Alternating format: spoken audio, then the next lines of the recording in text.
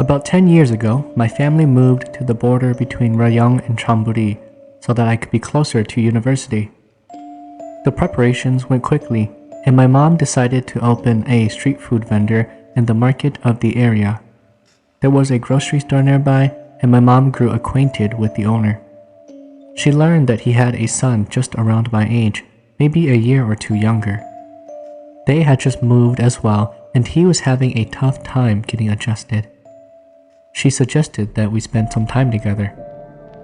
I'd rather not give out his name here, but for the sake of discretion, I'm going to call him Andrew. Andrew was a handsome guy. His features were soft in some places, but defined in others. It gave him a genial yet mature look.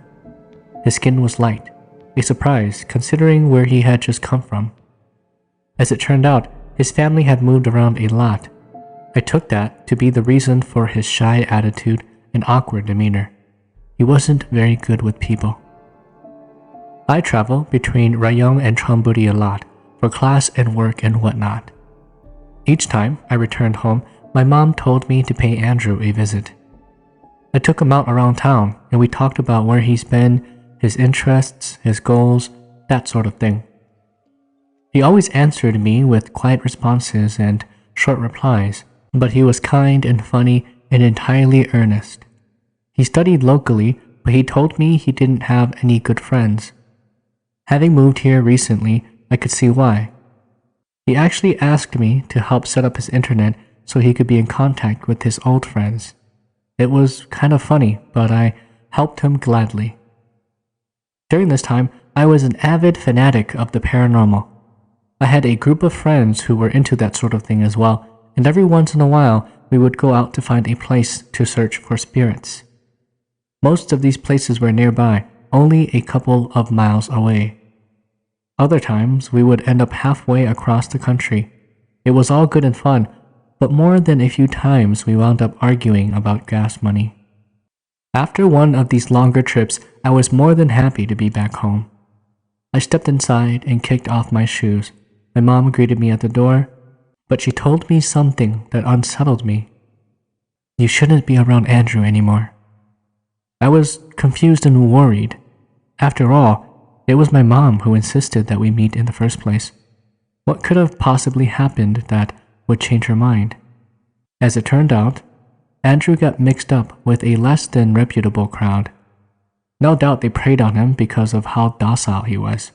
He was alone here and probably just tried to make friends. She told me what happened though. Apparently, he was arrested as a participant in a bar brawl that wound up hospitalizing some underage drinker.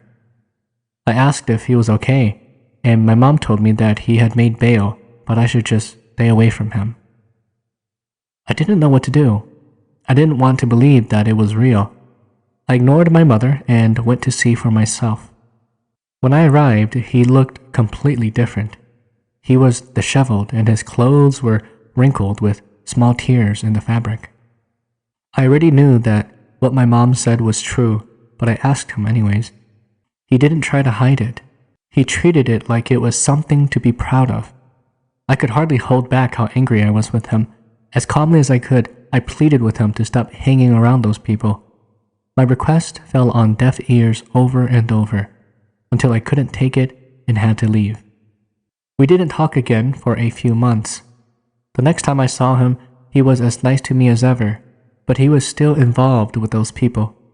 He showed me a scar on his stomach, telling me it was a knife wound, all the while a smile on his face. I tried to plead with him again. If this keeps up, you'll end in jail. If not, dead. You need to stop this before it's too late. But he didn't care. He went on and on about a man's dignity, probably some lie fed to him by his new friends. I told him to think of his dad and how this would make him feel. Oh, he knows all about it. How do you think I got out the first time? He doesn't care. He's so busy with work that he can't stop me. The boastful tone in his voice was almost enough to conceal the rage in his eyes. He stormed off and, again, there was a long period of silence between us. A few weeks later, I went out to the movies with a couple of friends. We were walking and we passed by an alleyway. This place was infamous, known throughout town as Ghost Alley. Apparently, somewhere toward the far end, there is an unfinished house just off the coastline. Normally, I wouldn't give the alley a second thought. There were a few homeless people and a group of vagrants milling about. But I saw Andrew's face among the crowd. Bottle in hand, he was chatting with the others in the group. I couldn't hear what they were saying, but I wanted to know what he was up to, how he was doing. I broke away from my friends, telling them to go ahead of me and that I'd forgotten something at home. They warned me that I'd be late for the movie, but I assured them I'd be back before it started. They went ahead and I cut back, turning into the alley. The smell hit me the hardest. It was awful, a mixture of beer and urine that clung to everything. I walked slowly, lightly nudging bottles aside with my foot. Approaching the gang, I could tell that Andrew wasn't the only one that had been drinking, and that he was going to be very intoxicated. A thick ring of glass bottles surrounded them, all empty. Andrew took notice of me. "Hey, me! What the hell are you doing here?" He was loud, and the words came out in a slurred jumble of sound. "Hey, Andrew, I thought I'd see how you been." I tried to ignore the blood seeping from the wound on his head. "Aw, never better. I'm celebrating. We all are. Just kicked the crap out of these guys downtown who've been treading on our turf." "So, these are the friends you made?" "Aw, yeah, these are the guys. Here, come sit with us, have a drink." I took a seat on the wooden railing that separated the beach from the road. He handed me a bottle. I had no interest in getting drunk with him, just making sure Andrew was alright. Most of the blood around his head had dried, which was a good sign. However, looking around, I realized that he got off lucky.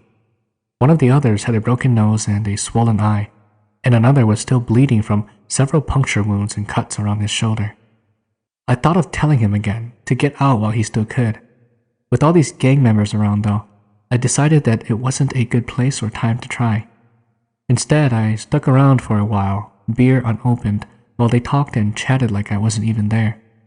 Eventually, I excused myself, setting the bottle in the sand, and left back through the alley to the theater. My friends were none the wiser. A few days later, Andrew came to our market stall. He was looking a bit better. His head wound had mostly healed, though the scar was evident. My mother was clearly upset. She kept her voice low, but made it clear that his type of trouble wasn't welcome here. He looked at me like I could do anything about it. I wasn't sure what I should do. Clearly, my mom was right to be afraid of him. He was a ruffian, a thug.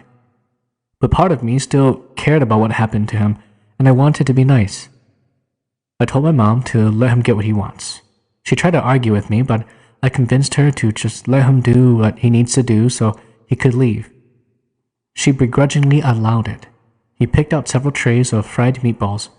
As he set them down, I asked him why he needed so many. "I haven't eaten all day," was the best he could give me. Of course, I didn't believe him, but he concluded his business and left.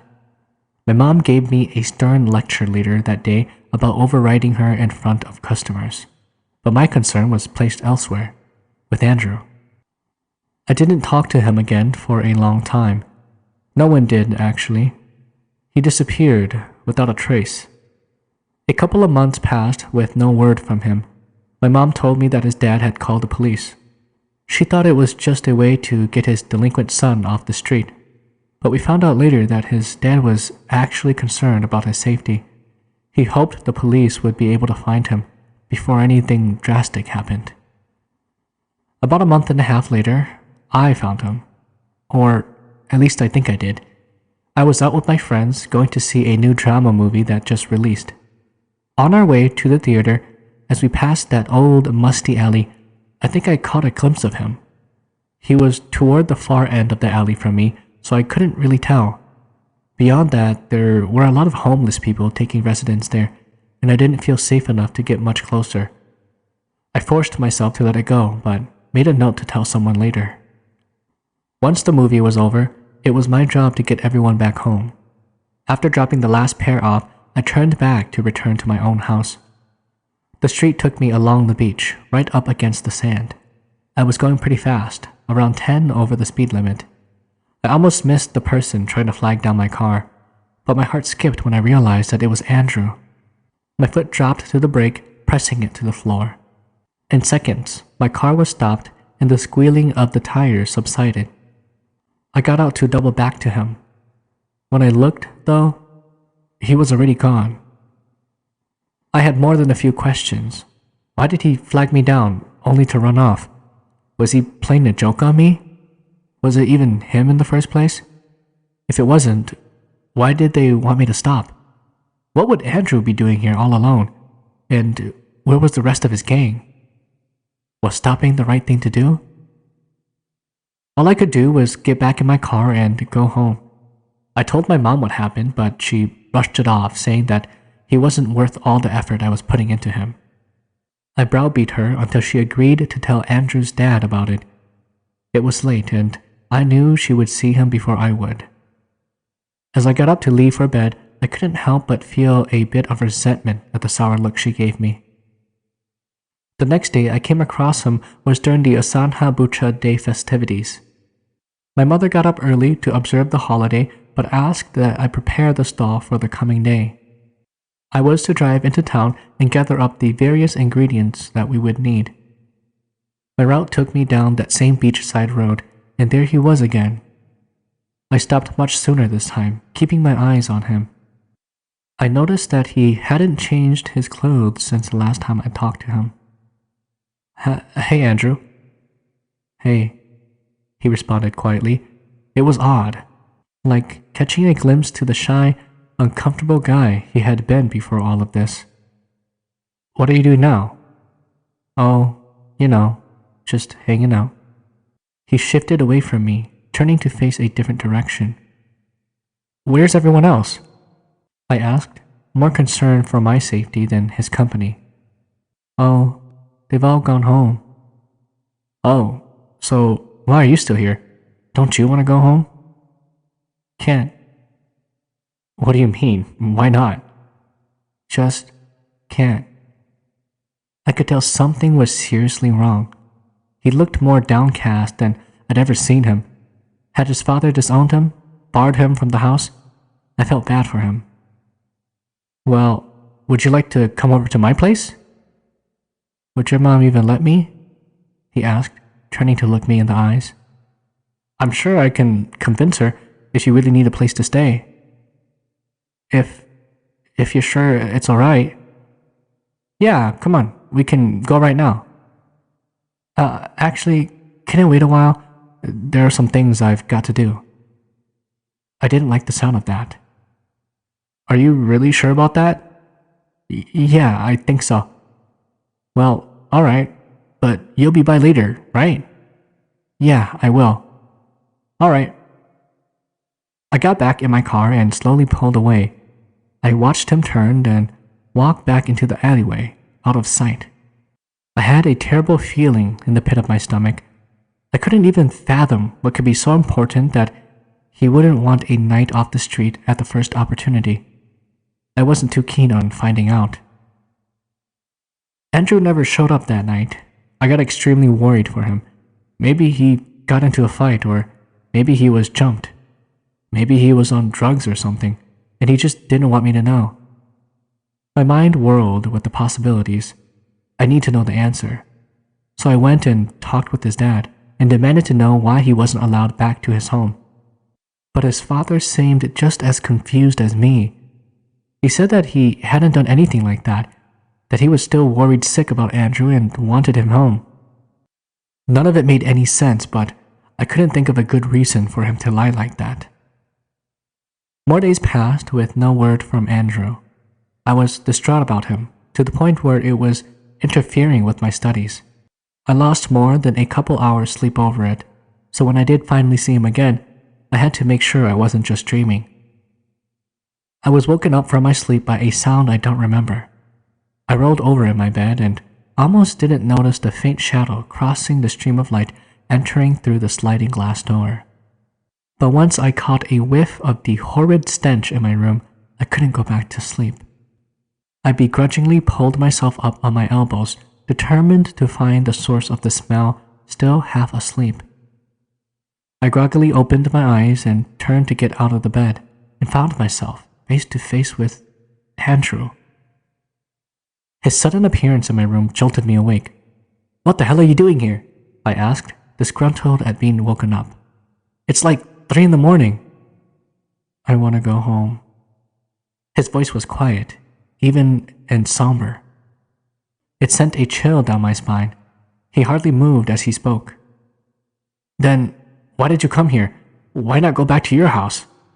My voice was uncertain and timid. I paused momentarily between questions, almost afraid to ask. "I don't know, me. I just don't know." He faced out toward the cityscape, moonlight illuminating his face. His father said that he was welcome home, so why was he here? What was keeping him from going home? "Why don't you stay here tonight? You can go back home tomorrow," I said, trying to reassure him. But it was like he couldn't even hear me. He stood stationary, just gazing outside while the tears fell. Soon I was too tired to stay awake with him and turned to go back to sleep. I don't know what I was expecting. Maybe he would stick around and let me help. But that wasn't the case. He was gone by the time I woke up. I thought about telling my mom about it, but decided it was better not to. I had no problem with giving him shelter if he needed it, but my mother would probably get all the locks swapped just to spite him. Instead, I went to talk to his father. I asked him again if Andrew would be allowed back home, and again he said yes. I told him what happened the previous night, but it only made him sad. I guess I can understand. It must have been so painful to hear that your kid doesn't feel welcomed at your house. He asked me something strange after that. He wanted to know if Andrew had left anything behind or maybe given me something to hold on to. I don't know what he meant, and he wouldn't elaborate further, saying that it was obvious he hadn't. The man was heartbroken and seemed on the verge of giving up. I didn't know what to do or how to help. I excused myself and left. Nearly 3 years passed and the search was eventually called off. Andrew was lost to the city, though the memory of him never truly left. I finally decided on a career path of sorts. The festivals and holy rites inspired me to join up with the monastery. I wanted to learn more about the actual goings-on of a real monastic order, instead of just seeing them moderating the holiday traditions. It took a lot of work and a great deal of dedication to convince them to let me join, but they took me in, allowing me to learn and grow as a person under their tutelage. Most of my early tasks involved ensuring the monastery was well stocked with whatever we needed. I would go into town a few times a week to buy food and supplies for the order. It was a quiet and peaceful time for self-reflection, much like the time spent with the monks. However, there was a certain freedom that went with the trips, a mild contrast to the air around the monastery. During one food run, though, I found him again. I could still recognize him, easier than I would have expected after so long. But that was just it. Though I had grown a great deal in those 3 years, he was completely unchanged. He looked just as he had when he snuck into my room that night. Same clothes, same face, same everything. It was like he hadn't aged a day. I pulled to the side of the road, dumbfounded. I slowly crept out of the car, approaching cautiously. "Hey, me, how have you been?" "Andrew? Is that really you?" "What's with the outfit? Are you some kind of priest now?" How are you? What happened to you?" I saw his expression turn to one of grief. I don't really know, but it's not really important. There's something I need you to do for me." "What?" "Tell my dad to go to the pawn shop. He'll know what to look for. Can you do that?" I nodded absently in response. My brain couldn't comprehend what was happening. "Thanks. I'll see you around." "Wait!" But it was too late. Andrew turned the corner and was gone. I couldn't figure out what had just happened. Where had he been all this time? Why did he still look the same? What was he asking me to do? Head spinning with 1,000 questions, I got back on the road to return to the monastery. I decided to make a short stop first to deliver the message Andrew left with me. I wasn't told about what happened after that until a few days later. Apparently, Andrew's dad did find what he was looking for. It was a small gold ring that Andrew had taken with him when he left. It originally belonged to his wife, Andrew's mother, before being passed down to him. It was inscribed with a personal message along the inner edge of the band. This led to Andrew's dad calling the police. By his reasoning, Andrew would never pawn such a precious family heirloom. The police thought it was just the wishful thinking of a sad parent, but when they checked it out, they were surprised to find a fingerprint still on the ring. The print traced back to a garbage collector who claimed that they found the ring near Ghost Alley, just outside the abandoned house. A brief investigation corroborated that claim. But that didn't satisfy Andrew's dad, and he brought the ring to our temple, hoping the elder priest would be able to give him some sort of answer. I didn't think it would be possible, since it isn't exactly founded in realistic thinking. But the elder agreed to help and took the ring into the monastery. He returned soon after, a look of dismay upon his face. He returned the ring, apologizing, and said that Andrew would not be coming home. He died years before, his body buried behind the old abandoned house. I felt my heart split in two, and realization spread throughout my brain. No, that can't be right. I spoke to him a few days ago. He was... But I knew he spoke the truth. Andrew hadn't changed even the slightest bit in the 3 years that he had been missing. Even before that, there was a definite change that occurred with him after his fight with the rival gang. I allowed this horrible reality to sink in and offered to accompany Andrew's father to the house. I knew the way and didn't want him to be alone for that. He could hardly speak through the tears and shock as we descended the stairs. We drove in near silence. My directions were the only sound that broke through the quiet. Within minutes, we arrived. Stepping out, there was something certainly off. I had been here dozens of times before, but this was different. There was a stagnation in the air, and an ineffable weight that pressed on everything.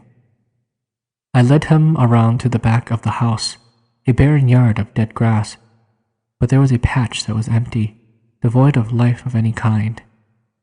Stepping over to it, it was clear that this place had been disturbed at some point, the soil disrupted. We both knew what was the cause. Andrew's bones were excavated that day and taken into evidence to be processed. His father was left to make funerary preparations. The investigation was short-lived, as it didn't take long for the gangsters to rat on their own.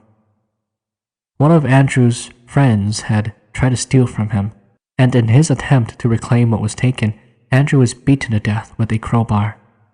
The man was a drug addict and prone to violent outbursts.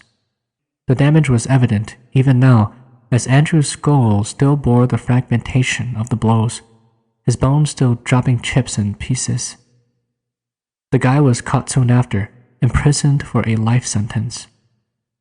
I felt a bit better knowing that a murderer and a dangerous drug addict was off the streets and behind bars. He deserved far worse for what he did to Andrew, but this was the best that could be done now. He didn't try to hide what he did. He wasn't ashamed. He wasn't sorry. Even today, I'm not sure what to think. I don't know how to feel, knowing that Andrew was still with us after death. I thought that spirits were different, that they spoke in echoes and that you could see straight through them. But that's not what happened here. He was no different than when he was alive, and that, I think, is what unsettles me the most, and will stay with me until I join him.